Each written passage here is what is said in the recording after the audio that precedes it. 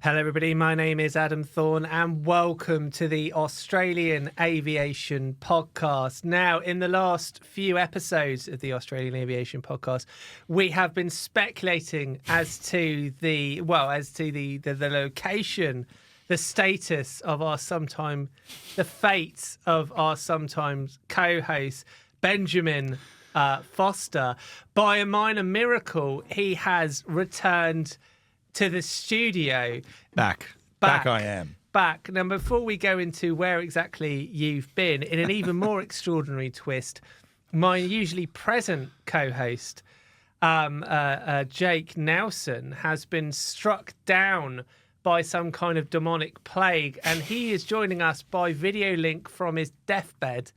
I've now got Jake KO'd, videoing in. Ben looks like he's in perfect health. He's never looked better. I thank you. Yes. Feeling great. Great to be here with you in the studio. Yes. But Jake, how are you, sir? You do have reception, so you're able to log in. When in my absence, I usually don't. But how are you, mate? You all right? Well, I've been better, but I've been worse. So I suppose that's something. And I am, at least as far as I know, safe from the clutches of the dread Enoch, given that I'm not in the studio. So where exactly? Because Jake has speculated that the dread Enoch got you during the last 3 weeks you've been away. Do you have any memory of what's happened in the last 3 weeks? No, just like the Men in Black, my memory has been erased. It has been for erased. The entire three Does that people. mean no sales deals have been done in the last 3 weeks? Working very tightly. The being here has escaped my memory. Being with him, but no, I've been working very much with our clients and partners for Australian Aviation and other brands as well that we work with. But no, here in person, and very excited to bring up to date our listeners on what's happening from the awards point of view, the Australian Aviation Awards, and also the Summit, the Australian Aviation Summit, which we will touch on briefly. But very, very excited to be here and getting our listeners and myself back up to date with what's happening in the world of aviation. And when we do discuss the summit, Ben, we will have to make sure that you are at peak performance. Okay, absolutely.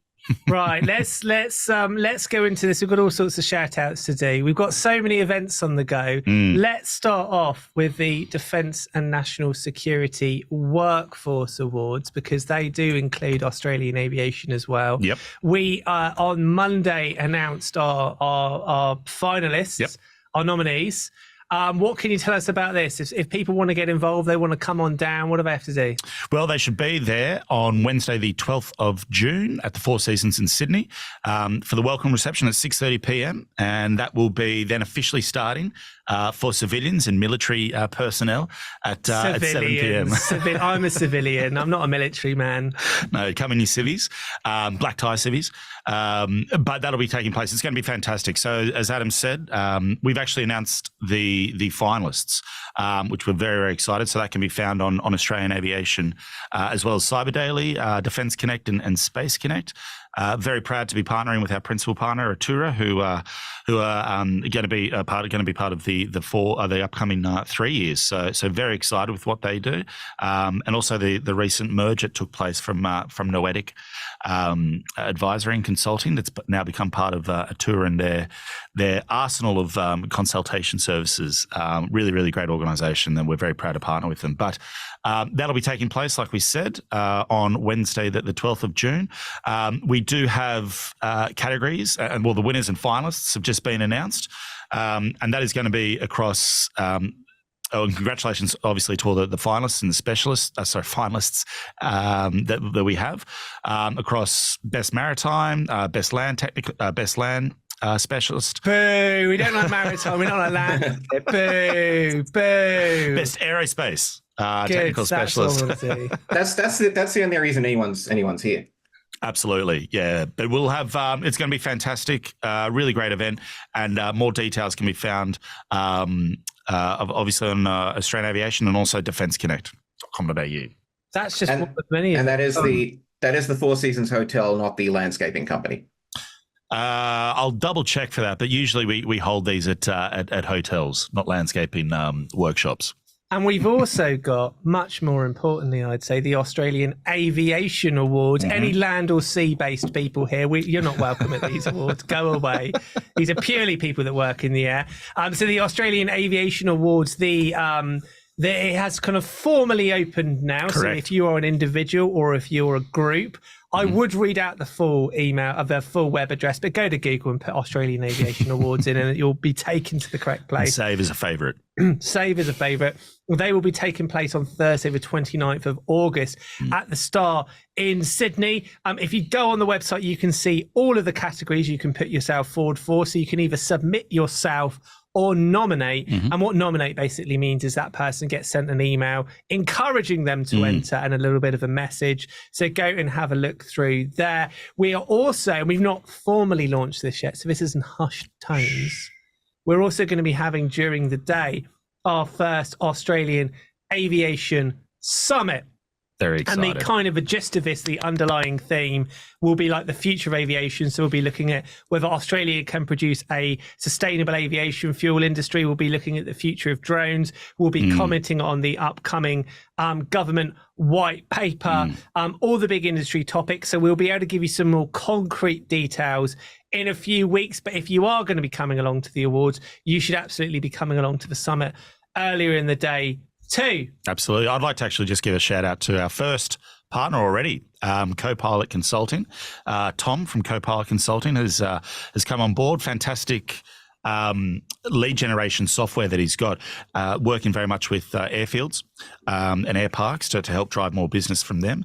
But we really look forward to having Tom and his team come on board. So if you do have any inquiries, please don't hesitate to reach out to Adam or myself. It's benjamin.foster@momentummedia.com.au. Benjamin, what nonsense. Nobody in the office calls him Benjamin. His dad doesn't call him Benjamin. Nobody in his family calls him Benjamin. I don't know why. Principals when I'm in trouble. Benjamin. Yes.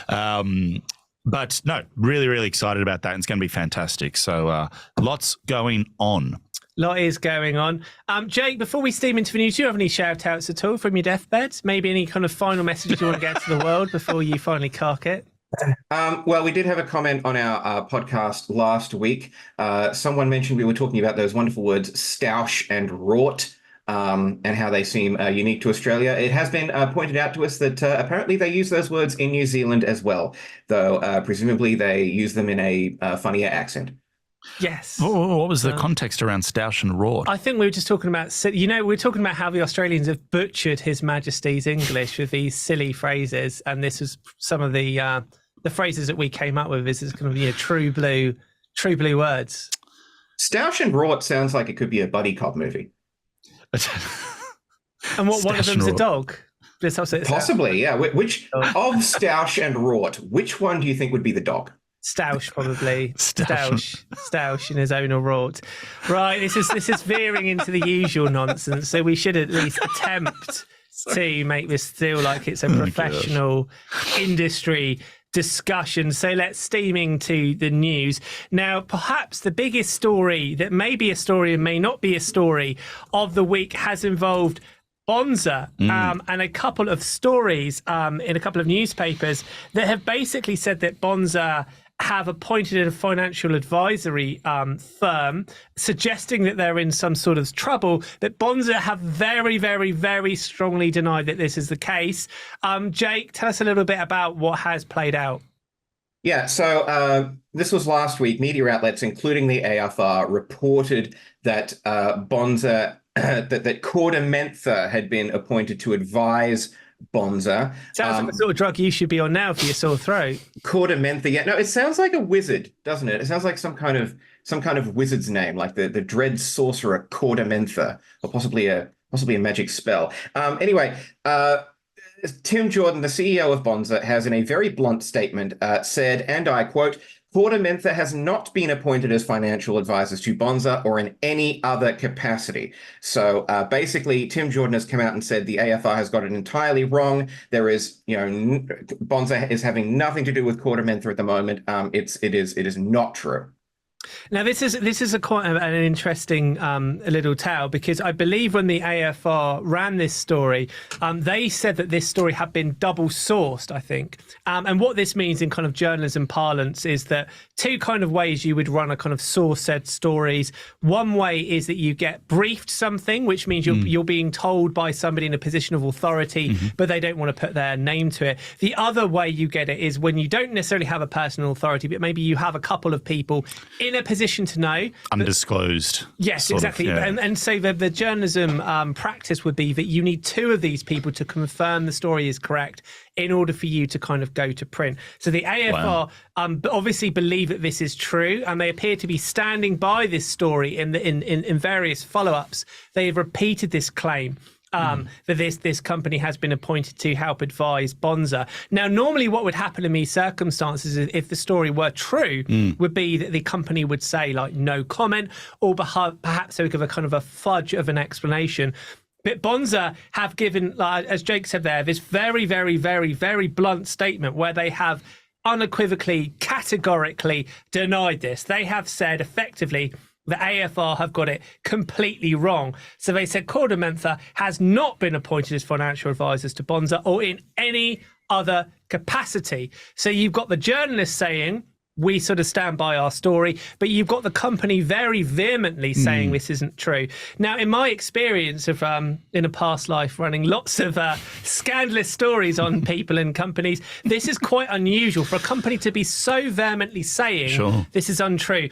Now, without wanting to go into details, our dealings with Bonza from an Australian aviation point of view have always been fantastic. And one of the things that marks them out as a company is that they are quite straight shooting. They don't lie, they don't play the game, they're not trying to manage any situations. They're very much, everything is done with a straight bat. So I find it very difficult to believe when Bonza say this, that they or anyone involved with Bonza is lying. I don't think they would do that. It's too big a risk. Would they even go as far for defamation? Well, this is it, of course. Like, this is the issue, and again, I don't want to get us in any legal trouble here. But clearly, like, blur your face. What the AFI is saying, they are suggesting or they are hinting that perhaps Bonza is in some kind of financial trouble, or by that is the reason they've appointed these people. But of course, Bonza have said this is simply not the case. So the two options we have here are either Bonza is completely correct and there is no truth to this at all,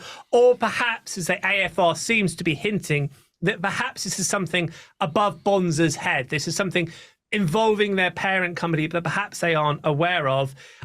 Nonetheless, it would seem to me quite surprising because, and Jake will talk about this in a minute, we have interviewed Tim KordaMentha on a number of occasions, and we've asked him some very blunt questions about how well Bonza's doing financially, and he's given us some very blunt answers. He said, no, we're not turning a profit quite yet, but you would never expect that to be the case because they are so new. They might have launched a year. And so small. Sorry?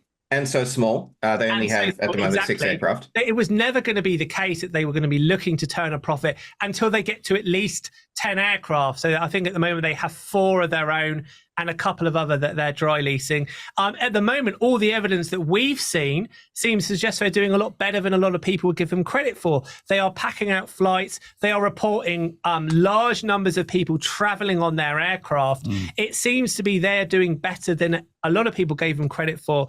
And Tim KordaMentha said to us quite bluntly, only 4 or 5 months ago, but they believe they're not too far away from being able to break even. So they believe they are on track to make this work. So the whole thing has become a kind of a game of claim and counterclaim.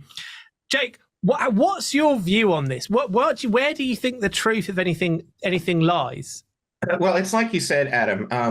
Bonza has always been very candid with us whenever they've spoken to us, and so I do not believe that Bonza and that Tim are lying to us.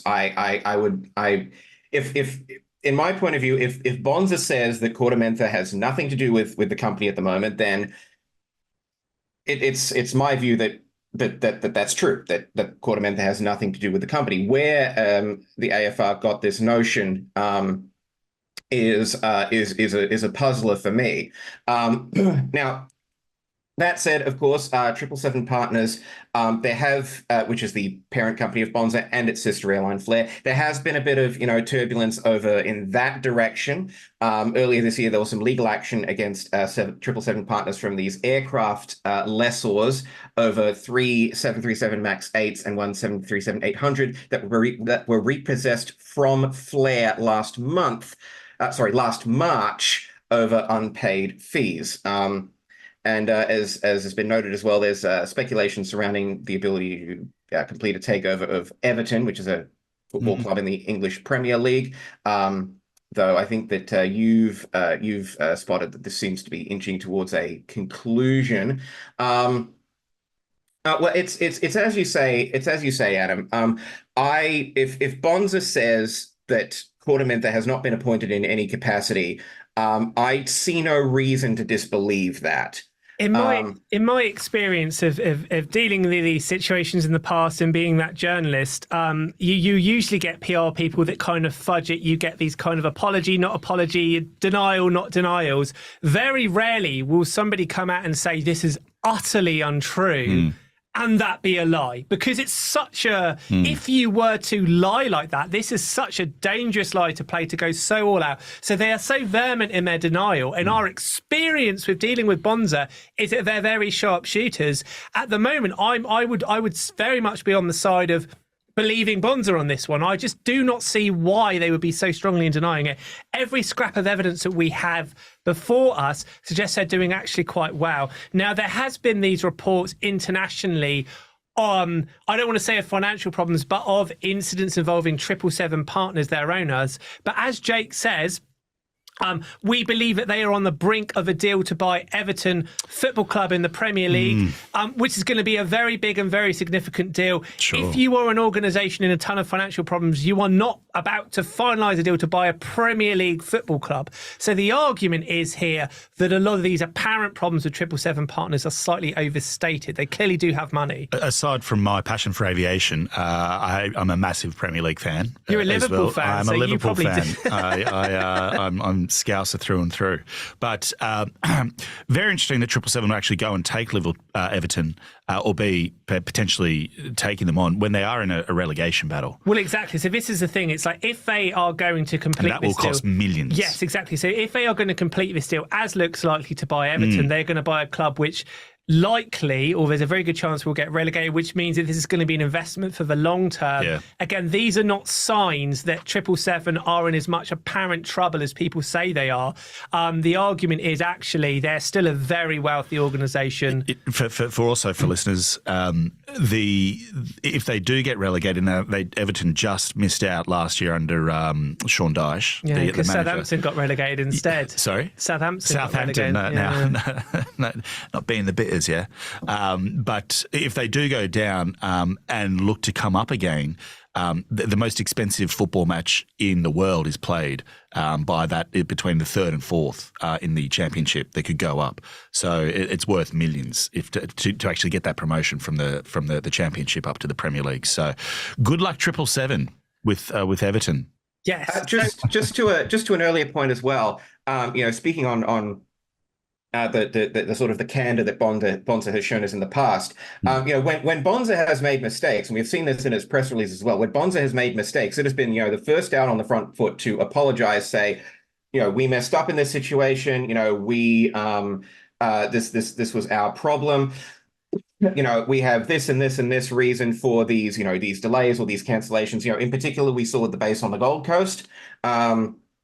The troubles that caused in December last year. They have been the first to step up and say, we apologize and we will do better. And so it's as you say, for something as big as this, there's a lot of trust that's been built up. Yeah, exactly. When you're dealing with any kind of PR or communication people generally, their first thought when something bad happens is, how do we manage this situation? What's our communications line? all this kind of skullduggery. Bonza are one of the few people I've dealt with in my whole career that just opt out of that nonsense. They really are very straight shooters. And in particular, like, as Jake hinted there, throughout their kind of very short history, they've been constantly changing their network, dropping routes, adding routes, changing the frequency. And they said from day one, if a route's not performing, we're going to be open about it. We'll drop it. We'll move elsewhere. They kind of foresaw potential issues, and they've very much been very upfront. When things have gone wrong at every point in time, if it's been their fault, they've put their hands up. They've apologised. You could argue that this was the opposite approach that was taken under Qantas, under Alan Joyce, which caused all of this trouble. They've very much been the plucky underdogs, very much like cards on the table. So. Sure. It might, like as Jake was said there, my experience of dealing with Bonza, Jake's experience of dealing with Bonza, they do not seem like an organisation that would lie. They built up a lot of trust there. So I'm very much inclined to come down on Bonza's side on this one. What would be the benefit of the AFR? Because I've got the article in front of me and just going through it again. It's quite scathing, you know, in some parts. But what would be the benefit of them putting out something like this? They believe this is true. They believe they've got a scoop here. They believe they've got contacts with 777, or they believe they have contacts with this company. They are standing by their story. Source. Yeah, they're standing by their source. But again, maybe they're right, maybe they're wrong. They obviously believe this.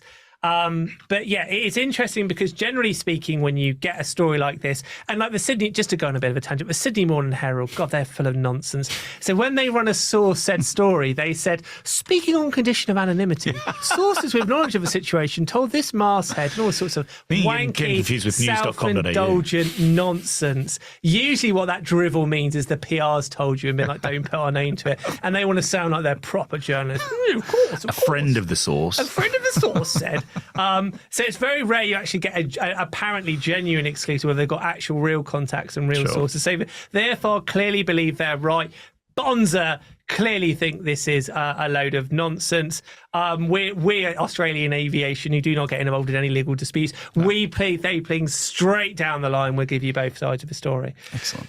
Right. Speaking of Bonza changing routes, is that where we were going next, Adam? Well, we can be. We certainly can be. Go on. Speaking of Bonza changing routes, a story came through earlier this week, end of last week, that on the subject of the Gold Coast base, Bonza will be scaling back some of its Gold Coast services. Now, this is 5 months after the launch of the Gold Coast base in November, which was roughly the same time frame as we saw the Bonza route cuts last year. So it's not going to be cutting any routes. And Bonza has been very clear, we are not cutting routes, but we are scaling back the number of flights per week. So Albury, Darwin, and Rockhampton are basically escaping unscathed. There will be no change in frequency to Albury, Darwin, and Rockhampton from the Gold Coast.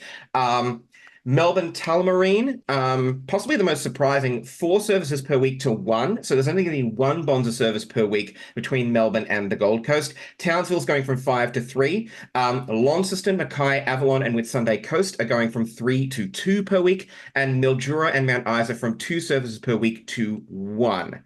And the AFR has also said that Melbourne to Sunshine Coast flights will in fact be going up to 5 per week. Yeah, so this isn't the case that because you could look at this at first glance and say, oh, this is more evidence that Bonza is in trouble. But this isn't really at all. This is quite a standard shuffling of frequencies, which is completely to be expected. And as they have taken away some frequencies, they have given them to other routes. So I don't think you can read too much into that as a negative. I think this is simply part of Bonza's, maturity. Yeah, exactly. And kind of finding out what works and what doesn't work. Well, a Bonza spokesperson did, reiterate, quote, as we've always said, it's standard practice within aviation, as with most industries, that a route/product needs to reflect the market demand. And as such, we're adjusting our current capacity out of the Gold Coast to right size supply with demand from the 1st of May.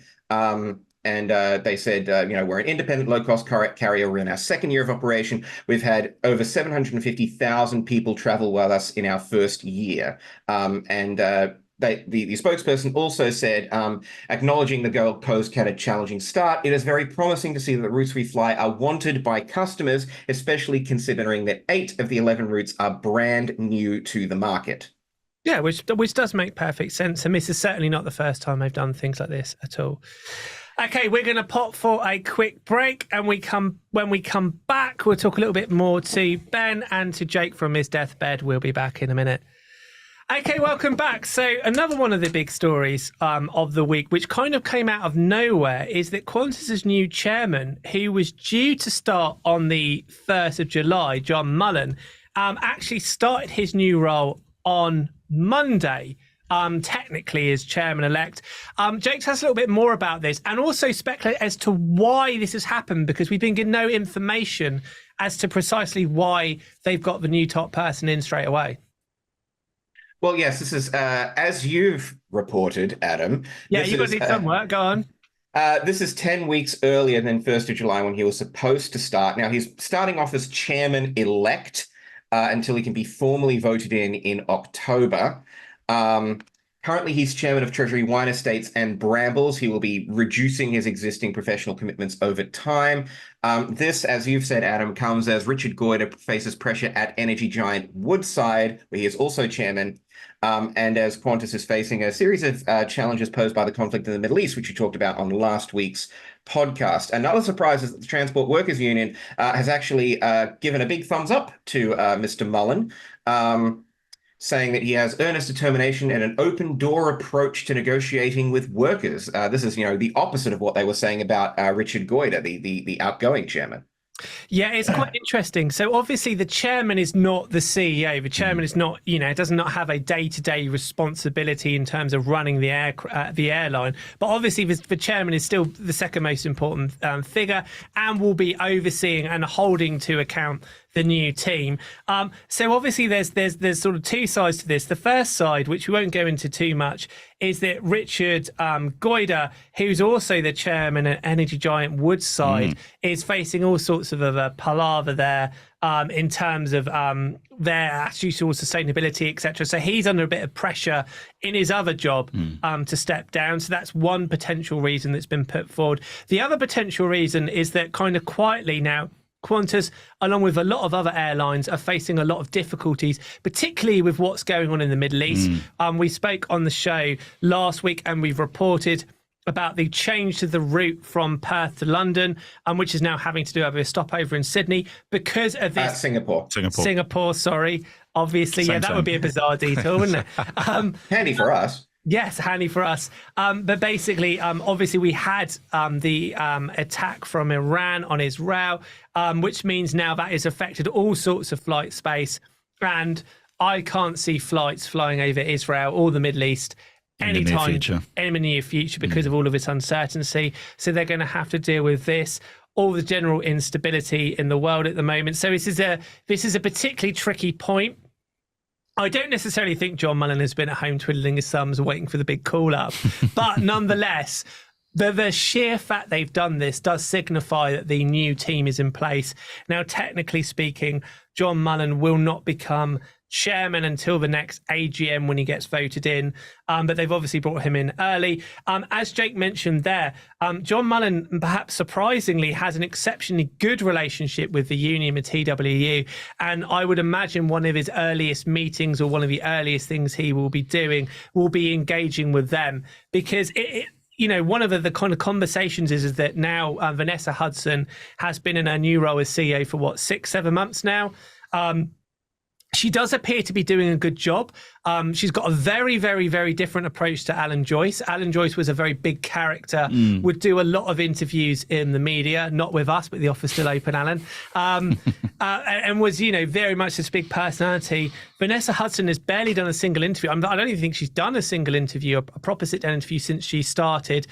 Very much the perception of her is that rather than be a big performer, she's going to sit there and get the job done. She's across details. She certainly does appear to be improving their reliability, quietly improving their performance. She's overhauled their frequent flyer scheme. So that it's almost like her approach to the job is, I'm going to get stuff done without showboating. Much more behind the scenes. Keeping the head down and getting on with it. Exactly, which is what I want from all the people I work. I wish you both would have that approach. Mate. Make my life a lot easier. That's why, my absence is my gift to you. Yes, there has been. And my presence, Adam, is my gift to you. Yes. Oh, God. Right, but so anyway, so the argument is that in Vanessa, you have this details-orientated person. Perhaps the last thing she hasn't done, or the last box to be ticked off, is improving relationships with staff, with relationships with unions, which will probably be the kind of role that quietly the new chairman will undertake. But nonetheless, this is now this is the kind of a very much the start of a new era now. So we've got Goida and Joyce out, we've got Hudson and Mullen in. This is going to be a very crucial year for Qantas because they are going to have this big court case with the ACCC, who obviously are accusing them of selling tickets to flights that were already cancelled. So there's going to be a lot of scrutiny. So it's going to be up for this new team to get through this. Jake, what's your reading on this? This was quietly snuck out on a Friday. He's now quietly got on with his job. What's your reading of this? Look, it's probably... we saw, Alan Joyce leave earlier than expected last year. Goida is, I don't know if he's necessarily... leaving early. He's still technically chairman until the end. Still technically chairman, but I have to imagine that this is like another sort of attempt to basically put a line under the Joyce Goida era, so that to give Vanessa Hudson more of a clean slate to as you say, get the job done and get going. Question: What would answer the Daily Double? What would the top 5, top 3, top 5 points that Mullen should be focusing on, like for his first 6 months? The first thing he needs to do is to, improve relationships with the unions. The TWU despise Goida and they despise Joyce, and that was a relationship was so beyond broken. There was a genuine hatred, I believe, from both sides. This issue goes just beyond getting on with the unions, because one of the issues from a lot of people that fly with Qantas is that they don't feel that the customer experience from staff has been particularly good. And now the argument is that this isn't so much the staff's fault as such, so much as that they felt demotivated. They felt the airline didn't care about them. They felt potentially that Alan Joyce wasn't particularly interested in them at all. So they need to repair relationships with the union. They need to repair relationships with the staff, because ultimately that's the only way you're going to make customer experience better. And that is a huge part above and beyond. Yeah, exactly. Now, Qantas were very unfortunate in 2022, 2023, their delays, their cancellations. A lot of this was due to problems that every airline in the world was facing because of a lack of staff. A lot of people had left the industry. There was a lack of capacity because of those post-COVID problems. You had supply chain issues that are still ongoing, which meant it was hard to get aircraft back in the air. But nonetheless, if you have a bad experience, if someone is rude to you or someone doesn't care, then that really exacerbates it. And it feels like, in terms of the media coverage, this was a problem that Qantas customers were facing a lot more than customers were facing with Virgin or were facing with Rex, and certainly when experiencing with Bonza. So repairing those relationships is going to be very, very important. The TWU will firstly want a more friendly approach to working with management, but they're going to want to see some ideas of concrete progress. They're going to want to see a better deal for their staff. So playing that is going to be very, very difficult, because on the one hand, he needs to look after the shareholders as well, and they want maximum profits. He has to deal with the realities of running a very complex business post-COVID. He also needs to potentially give the staff a better deal as well. And so very much it seems that he is an in-between. He's a go-between. Now, obviously, technically speaking, the chairman shouldn't be getting involved with the day-to-day running of the company, but I could see him being almost like that kind of that backdoor fixer, somebody that quietly gets on and helps with that kind of side of the business. So that's the first thing he needs to do. His work at it looks to be that he's also at Treasury Wine Estates and Brambles. Yes. Brambles was actually what my grandfather was chairman of. Oh, really? Well. Yeah. He must be he must be really disappointed how you turned out. Well, work in progress. Or he was part of the board. Don't quote me on that. But well, it's you'd expect Adam Thorne to have had more of a relationship with Brambles. You'd think so, wouldn't you? You'd think so. But wishing Mullen fantastic. I've just got this up here. It says Brambles, and I'm not familiar with Brambles. Brambles is a pooling solutions company specialised in the provision of reusable pallets, crates, and containers. Is that correct? Correct. Yeah. I'll update you more on the Brambles story. Yeah, and then there's also Treasury Wines. I don't think I've been to Treasury Wines. A Treasury Wine is more of a group of wines and whatnot. Oh, that sounds quite nice, sir. So it's an industry I'm very familiar with. If I was going to give up, and I'm not familiar with either of these companies, I was also going to give up one of those jobs, I'd probably get rid of the crates and keep the...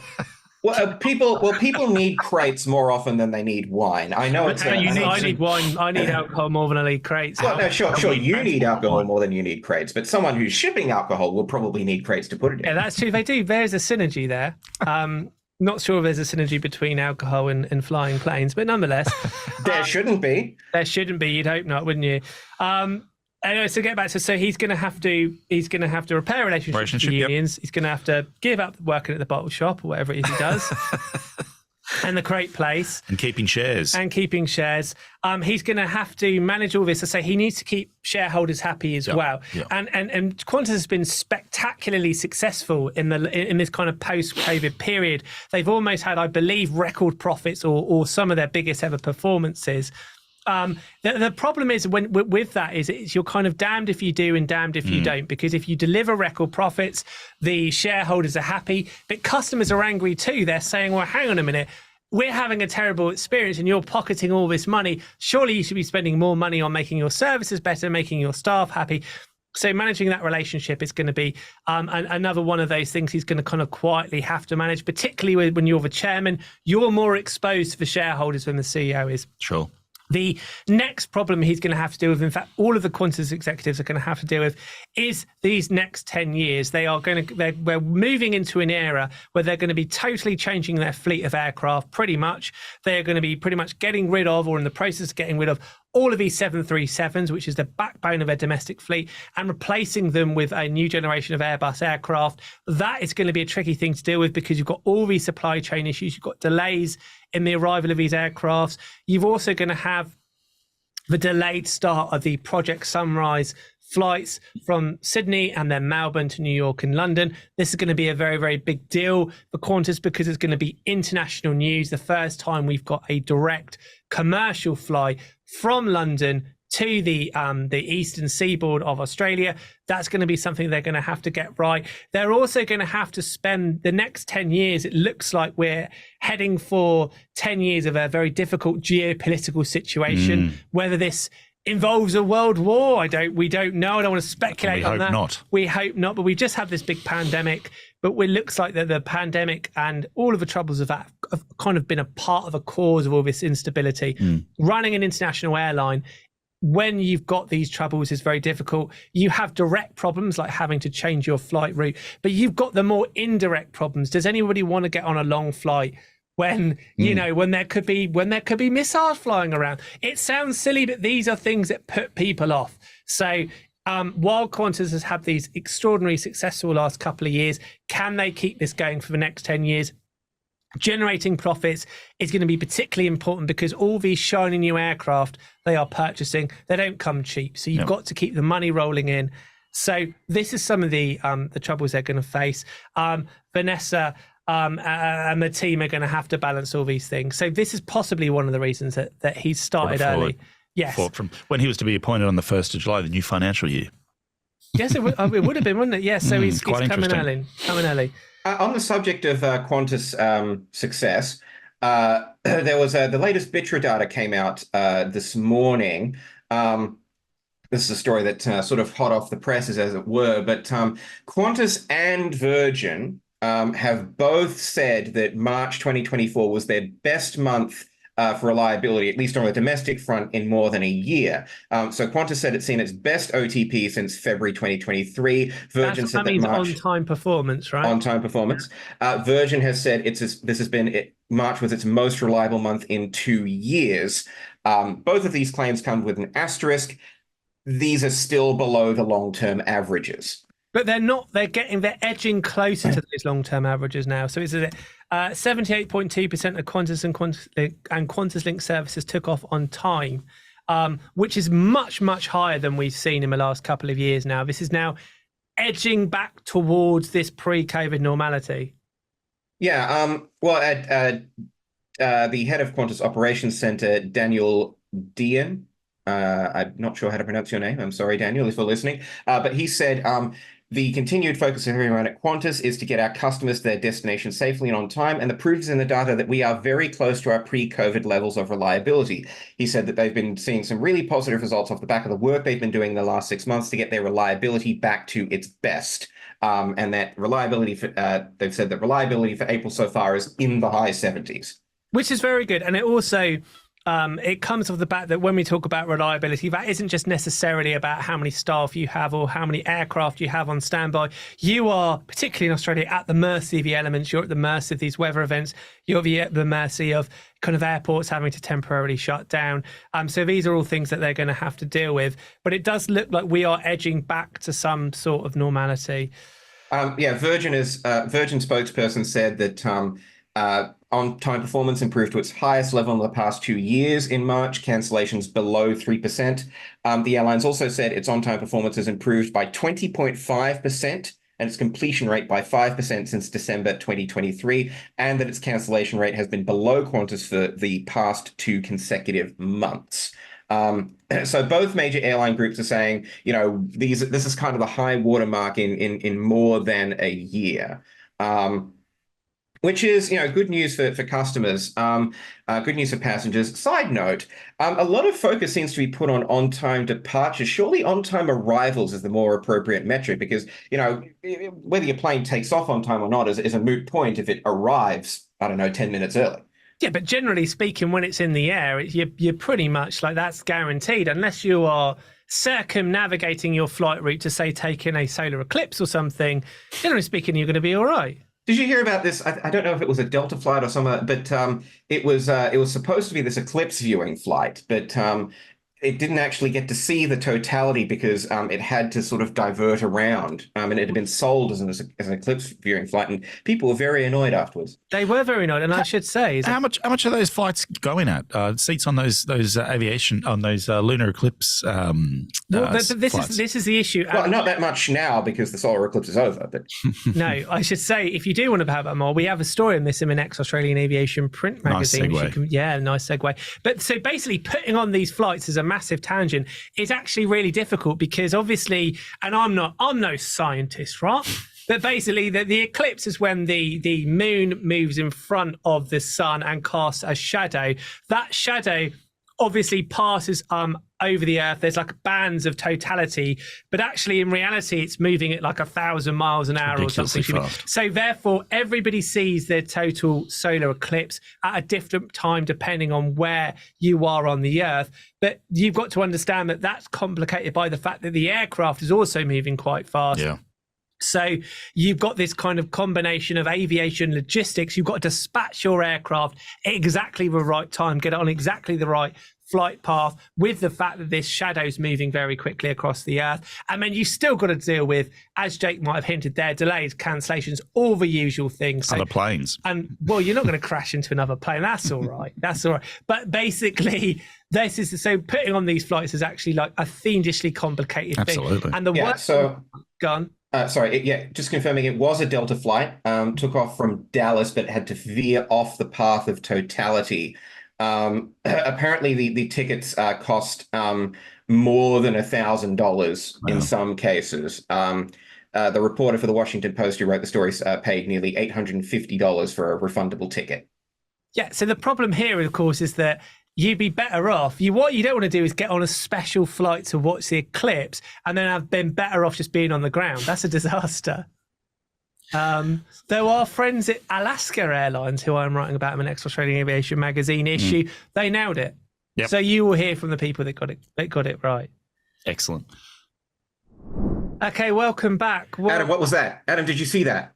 All I saw was a blinding flash of light and some growls. And then the lights flickered as well. And there appears to be a trail of blood on the floor as well. Not again. We're gonna get him. We're gonna get him one of these days. We're gonna find out. We're gonna find out exactly what his deal is. I don't know what's happened, but Ben is no longer with us, and I can hear the faint screams outside actually up on the air vents. In the air vents, yeah. No, I can hear that through my headphones. Screens. The dread Enoch strikes again. He does strike again. Did you leave out the raw meat for him? Oh no. That's the you got to leave out the raw meat for Enoch, Adam. Oh no. I forgot as well. We just got him back. We just got Ben back. I don't know what to say. I don't know if we'll ever see him again. He looked in good spirits, but he's gone. He's unbelievable. Gone. You have one job. I have one job. Leave out the raw meat to stop the dread Enoch. Right. Let's talk a bit about RIP, Ben. Let's talk a little bit more about the week's news. Now, what we're going to talk about next, a little bit of fun, but there's a little bit more to this perhaps than meets the eye. Virgin have unveiled a new advert involving dancing baggage handlers. Jake, tell us a little bit about this advert and why potentially there's a little bit more to this than meets the eye. Yeah, this was an ad campaign that's the next phase of the Bring On Wonderful campaign, which was, I think, launched in 2022 initially. But it's like this 60-second spot where you see this teenage girl and her father and her family being seated on a plane. The girl looks out the window and she sees the baggage handlers, down on the ramp, outside, basically, dancing to this techno beat as they load the luggage onto the plane. It's a cute, fun little ad. Virgin says that this is to basically highlight the important role of their frontline staff in shaping the customer experience. Libby Minogue, the chief marketing officer, said, quote, "It's wonderful to hero our baggage handlers who have played a significant role in launching our Australian airline-first baggage tracking technology, one of the many customer innovations we have recently implemented. We look forward to continuing to deliver uplifting experiences for our guests as we roll out our new innovations underpinned by our award-winning service." But the reason, as you say, Adam, there's possibly more to this than meets the eye, is that Virgin last year announced it was insourcing its international ramp operations at Brisbane, Sydney, and Melbourne. Around 40 ramp staff have been given extra training and upskilling, which is sort of bringing it in line with its domestic operations. So its baggage handlers are sort of moving away from the outsourcing into actual Virgin staff employed and paid by Virgin are doing the international baggage handling at these three airports now. And why is this a competitive advantage over Qantas, Jake? Because Quantis has, for the past couple of years, outsourced a lot of its baggage handling operations to, I believe, Swissport. Yeah, and I think potentially other contractors as well. But the point is that Virgin are playing on the fact that they essentially are basing their campaign around their, what they would argue, superior customer service. And they're basing their campaign around the reputation of Virgin, both Virgin Australia, but I think Virgin is a brand that people like working for Virgin. This is all part of, if you fly with Virgin, you've got that better experience. And so they are playing on the competitive advantage that when you go with Virgin, the baggage handlers, all the ground staff, or a lot of the ground staff, they are all part of the Virgin family, which is something that Qantas cannot say. So this is a very, very, very clever campaign. Yeah, it is. And it's highlighting the staff in this way is also saying, this is the kind of service that you're going to be getting on a Virgin flight. Apparently the campaign, according to this creative agency, Special, which is a good name for one, says that it's inspired by the way that Virgin crew go above and beyond. There's been these viral videos of a baggage handler talking to a dog before it gets loaded on a flight. Cabin crew member comforting babies. Niels Eberhardt, who's the GCD at Special, said, quote, "Whenever you fly with Virgin Australia, you immediately notice that their whole crew are determined to add joy to your journey. The aim for this campaign was to take that wonderful personality from the tarmac into Australians' homes." No, and it's quite a good campaign. It's quite a good campaign. Now, this is the link. We're going to wrap up the show here, but this is the link, right? Demonstrate.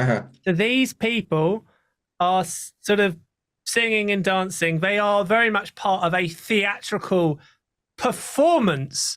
Now, when you climb out of your deathbed next week, you are going to be part of a theatrical performance. Jake, do your plug, get it out there. Tell our listeners what they need to know. All right. Rockdale Musical Society is putting on 9 to 5, the Dolly Parton musical at Rockdale Town Hall, opening on the 3rd of May, closing on the 11th. And it will be a very sort of special show for Rockdale as well, because we're sort of doing the show now partially in memory of one of our cast members who did pass away during the rehearsal period. Luke Lynch, who was playing Judy Burnley's ex-husband Dick, has sadly left us. But we will be, going on in his memory. And we hope to see, if any of our listeners are fans of musical theatre, Dolly Parton, or both, we hope to see as many of you down there at Rockdale Town Hall as possible. If you want to go and buy tickets to watch this, where do they go? What do they put into Google to get there? Just Google Rockdale Musical Society. You'll find the Rockdale Musical Society website, where you'll find the booking link to get your tickets to see 9 to 5. It's going to be a great show. Tell everybody about the part you're playing. They want to know more. They're not these people that are listening to the Australian Aviation Podcast. They're going to go to see you. They want a little bit more about. Tell us a little bit about your performance here, Jake. I will be playing Jo, the accountant, who is also the love interest for one of the main 3 female stars, Violet. So will Violet get together with Jo, the hunky accountant? You're going to have to come along and see 9 to 5. Hunky. That's how he's described. It's in the script, Adam. It's in the script. Yes. When you finish your run in this musical, will you be, and this is the big question that our listeners and viewers want to know, will you be growing back your beard, or are you going to stay clean shaven? What's the update here? We're going to have to see, Adam. The 70s look kind of suits me. And you're growing your sideburns now. I don't know if we're going to be able to see the video for those watching. You have grown. They're like not quite mutton chops, but they're thickening out, aren't they? Yeah, well, you've got to get that authentic 70s look. Yeah, you've also got a bit of a quiff going on there, as I have as well, but yours is much more impressive. My hair defies combs. It defies combs. Is there any product in that, or is that just how you? No, that's just how it is. That's amazing. I always wish I would be able to get it like that without having to. Now, I do have, on an unrelated topic, Adam, a bit of a question for you, and this kind of harks back to what we were discussing earlier in the show with Bonza. Just one footnote, just one more thing, and I'll be out of your hair. One thing with Bonza's Gold Coast base is that it has been operated, most of the flights, by these 2 planes from Flair, which have which are going now onto dry lease. Now, one of the 2 planes is currently back in North America doing some flights for Flair, while the other one is sort of awaiting re-registration by CASA to fly with a new Australian registration number. So Bonza's 4 other planes, its own planes, have been operating its Gold Coast routes. A few weeks ago, we sort of had the discussion of should Bonza be buying smaller planes. And I think, if you've got these 3 bases that are being operated by, just 4 aircraft at the moment, that is possibly an argument for diversifying your fleet, the types of aircraft in your fleet, buying, perhaps some E190s or something like that. So I put the question to you, Adam, if it possibly meant that Bonza could operate more frequent services, would you rather have less frequent services on a bigger plane, or more frequent services perhaps with smaller planes? as a passenger? I would say that as a passenger, passengers prefer to be in larger aircraft, and I think that is actually a selling point, particularly when you look at, say, it's slightly different, but the argument with the Sydney to Canberra route, when I think it was Qantas, obviously mostly fly with Dash 8s, but a lot of people, like our now departed co-host Ben, doesn't like to get on the dash. Can we maybe get a microphone up into the air vents to see what Ben thinks of this? I don't think that would. We're on a PG rating. I wouldn't want to go above that. That's true. Right. But I think, Matt, but in terms of whether they should have less frequent flights with larger aircraft or more frequent flights with smaller aircraft, I would imagine that's a route specific thing. However, it does seem to me that it's slightly silly long term for Bonza to simply restrict itself to what are still fairly large 737 MAX. It would make sense in the long term to diversify their fleet, and that opens up so many more possibilities. They've effectively had to drop particular services because the demand wasn't there, and as we said earlier, they've been very open about that. But if you are flying smaller aircraft, then that can make this more logistically possible. Now, in terms of how many people do you need to get on an aircraft to make it financially work, that radically depends on the service on the route. But you are aiming for roughly sort of 75 to 80%. If you're doing that, you're kind of making it work. It would make sense to be able to mix things up more long term. Now, the con of this and the flip side of this is if all your aircraft are effectively the same, then in terms of the kind of the training and the certificates, it makes it a lot easier for all of your pilots to be flitting between those different aircraft. It removes a layer of expense in terms of both flying the planes and the engineering costs. But certainly long term, you think that the next step for Bonza, the first next step will be to try to grow their fleet to 10 Maxes. I imagine the next step after that would be to diversify their fleet, perhaps with smaller aircraft. And then the stage after that, perhaps in the distant future, is they look at potentially taking on Qantas and Virgin in a few more traditional routes. But there's many tangents there. But I do think that in a few years' time, you will see them move to these smaller E-jets because that does make sense for them. And Tim Jordan, when we spoke to him for the Australian Aviation Podcast earlier this year, did not rule out diversifying its fleet. At the moment, it's focusing on its Maxes, but in future, he didn't say that they wouldn't look at smaller planes. He said, it possibly be on the table. To your point about the larger planes being more appealing to passengers, Adam, I will note that Scoot, the Singaporean airline, is getting these E190 E2s in to fly some short haul routes. And one of the selling points is actually Scoot is actually promoting the fact that it's a 2x2 configuration. And Scoot's basically saying, look, there's no middle seat. Yeah, no, that does make absolute sense. The other point as well is that at the moment, Boeing and Airbus are having a lot of problems with delivering aircraft, right? Exactly. But I don't know the exact specifics, but it doesn't feel that Embraer are having those kind of issues, or they're not having them to that extent. So actually, if it's a case that you've got a choice between not getting a 737 MAX or getting a smaller aircraft, at this moment, you've got to take what you can get. And these supply chain issues are not going anywhere soon. This is going to rumble on arguably for the next 10 years. It's certainly going to be with us for the next 4 or 5 years. At the moment, you could argue it's actually going to be difficult for Bonza to get 10 shiny new 737 Maxes. So it may be the case that actually the Embraers all that they can get, and they're going to have to slightly diversify their strategy to have a layover in that, if you will, in order to get to their final destination. So that's another thing as well. They don't necessarily have a say in this. Yeah, well, I mean, Bonza is dry leasing these two 737 MAX 8s from Flair to sort of help them grow their fleet, because Max 8s are kind of thin on the ground right now, what with the troubles at Boeing specifically. So as you say, Adam, I'm not up on the details either, but it seems like right now, if you want an E-jet, you can probably get an E-jet from somewhere. I'm just Googling this now. Actually, here we go. Embraer deliveries increased 13% in 2023. So I think it is probably accurate to say that while I'm sure they have had some troubles, they are not dealing with it anywhere near as badly.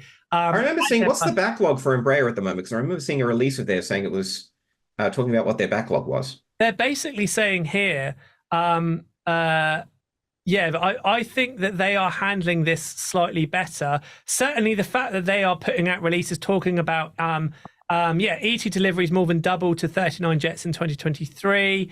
So I think you could argue that actually Embraer it seems to be more protected from the troubles of Airbus and Boeing.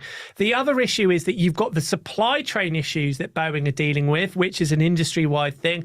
But of course, all the palaver with Boeing's reputational issues, their technical issues, the fact that they're still you've got the FAA breathing down their necks, it actually means that it's more than just a supply chain issue. They are being stopped from ramming up production. The FAA has sort of barred Boeing from increasing production on the MAX range, as I recall, until they get themselves sorted out. And meanwhile, Embraer is probably looking to move a lot of its E2s. It's looking to get as many E2s out the door as it can because I believe there's some sort of union stipulations and contracts, especially in America, which would be the market for a regional jet such as the E2, which is scope clauses. The scope clauses are preventing the E2s from getting much of especially the E190 E2s from getting much of a foothold in America. So Embraer is probably looking to get as many E2s into as many hands as possible. And even if you don't want to go to the E2, I can't imagine the original E-jet would be too difficult to get. No, exactly. And there's a lot more options in terms of if you want to dry lease those than there would be necessarily if you're bringing in larger aircraft. So the issue is that effectively they need to grow. Bonza needs to grow to a fleet of about 10 before they can start thinking really about turning a profit, from what Tim's been saying. So they still need to grow this year. They need to grow their fleet out. And again, it does look like these apparent problems at Bonza have been overstated. But nonetheless, if they're to start making a go of this, they need to be expanding. They need to be getting a move on over the next couple of years to make this work. Exactly. So, E-jets could be a very viable option for them. This was a very long footnote. Terry Pratchett length, one might say. Terry Pratchett length, yes. Well, on this note, we should probably wrap up the show. Yeah, you've got to get a search party up into the air. Well, not a search party, maybe just another drone. Yeah. Maybe, like a little drone, like a little toy, like miniature drone that we can put up into the vents. See if we can. I don't think we're going to see Ben for the next kind of like 4 or 5 weeks. So this is very ominous. Yeah, well, fingers crossed for him, of course. Fingers crossed for him. I would say goodbye to Ben. That sounds very morbid, but on behalf of Ben, goodbye. Jake, we hope you get better in time for your performance. So do I. Well, better I get sick 2 weeks before the performance than 1 week before the performance. It will be all right on the night. Do they say that in Australia? It will be all right on the night. Yeah, we say that here. Yeah, well, it will be all right on the night. But Jake will undoubtedly in some form be back next week. But from now, from the team, goodbye. Goodbye.